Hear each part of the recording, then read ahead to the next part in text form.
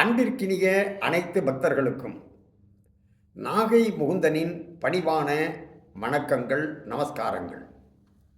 அன்பர்களே, வரக்கூடிய ஆங்கில புத்தாண்டும் அதற்கு பிறகு வரக்கூடிய பொங்கல் திருநாளும் உங்கள் அனைவருக்கும் எல்லா வகையான நன்மைகளை தர வேண்டும் என்ற பிரார்த்தனையோடு இந்த செய்தியை உங்கள் மத்தியில் பகிர்ந்து கொள்ள விரும்புகின்றேன்.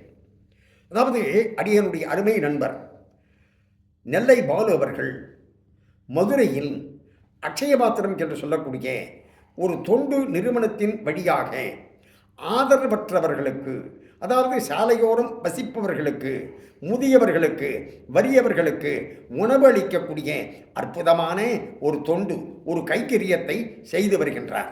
ஏறத்தாழ 1350 நாட்களுக்கு மேலாக இந்த தொண்டினை தொய்வு இல்லாமல் திறம்பட சிறப்பாக செய்து வருகின்றார் என்பதை பார்க்கின்ற பொழுது பாராட்ட தோன்றுகின்றது. இந்த சந்தர்ப்பத்தில் அன்னதானத்தினுடைய சிறப்பு, அதாவது தானங்களிலேயே சிறந்தது அன்னதானம் என்பது நம் அனைவருக்கும் நன்றாக தெரியும்.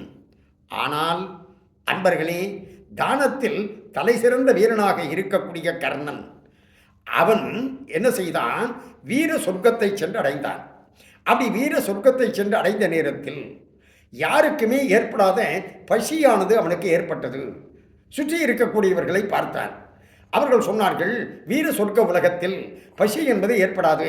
உனக்கு பசி ஏற்பட்டு இருக்கின்றது என்று சொன்னால் நீ எவ்வளவோ தானங்கள் செய்திருக்கின்றாய். ஆனால் நீ செய்யாத தானம் அன்னதானம். இருந்தாலும் நீ என்ன செய்கின்றாய்? கண்ணபிரான் தூதாக அஸ்தினாபுரத்திற்கு வந்த பொழுது அவருடன் வந்த படை வீரர்கள் மற்றவர்கள் எங்களுக்கு உணவு எங்கே என்று கேட்ட நேரத்தில் நீ விதுரருடைய குடிசையை அப்படி கை காண்பித்தாய். அப்படி கையை காண்பித்தாய் அல்லவா? அந்த விரலை எடுத்து உன் வாயில் வைத்துக்கொள், உனக்கு பசி அடங்கும் என்று கூறினார்கள்.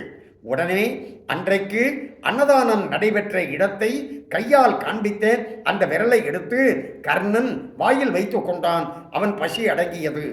அன்னதானம் நடந்த இடத்தை கைகாட்டினவனுக்கு இவ்வளவு பெரிய பலன் என்று சொன்னால், அந்த அன்னதானத்தில் நாம் ஈடுபட்டோம் என்று சொன்னால் நமக்கு எவ்வளவு நற்பலன்கள் காத்து கொண்டிருக்கின்றன என்பதை நாம் புரிந்து கொள்ளலாம் என்று தெரிவித்து, இந்த அக்ஷயபாத்திரத்தினுடைய பணி, நெல்லை பாலு அவர்களுடைய பணி அக்ஷயமாக, அதாவது வளர வேண்டும் என்று பிரார்த்தித்து கொண்டு, இதே பாலு அவர்கள் அனுஷத்தின் அனுகிரகம் என்ற அமைப்பின் வழியாக மகா பெரியவர்களுக்கும் தொடர்ந்து விழாக்கள் நடத்தி வருகின்றார்.